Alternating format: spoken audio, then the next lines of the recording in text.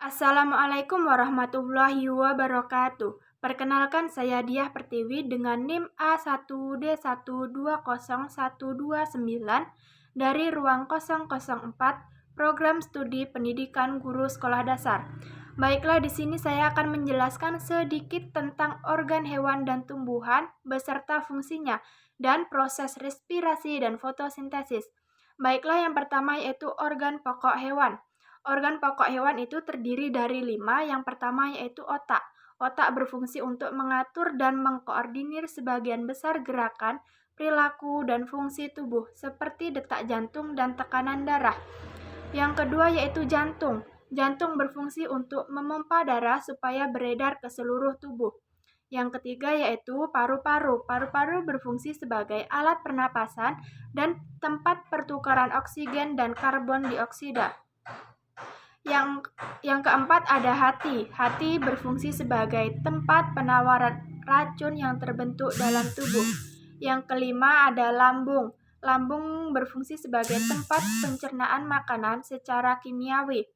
Baiklah, itu tadi penjelasan dari saya tentang organ pokok hewan. Selanjutnya yaitu organ pokok tumbuhan.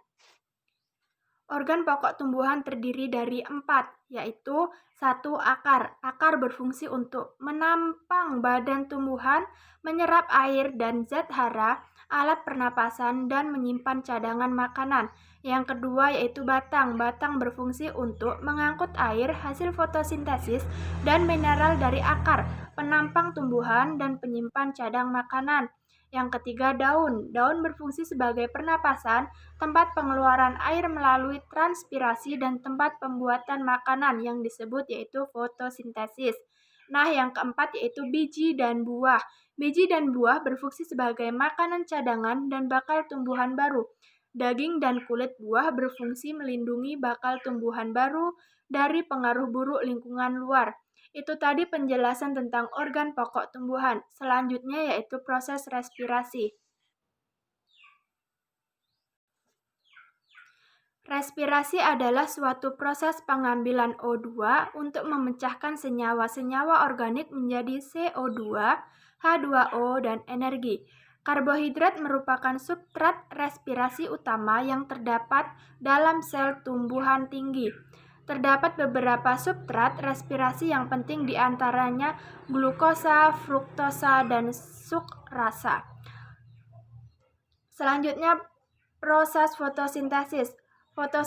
Fotosintesis adalah proses penyusunan atau pembentukan senyawa kompleks atau organik dari senyawa sederhana atau anorganik dengan menggunakan energi cahaya.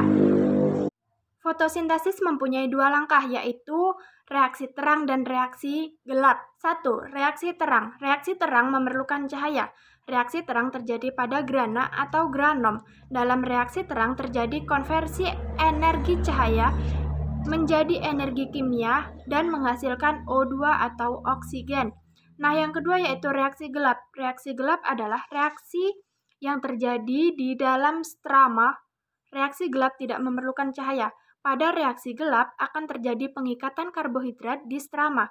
Di dalam reaksi gelap ada 4 tahap yang terjadi. 1.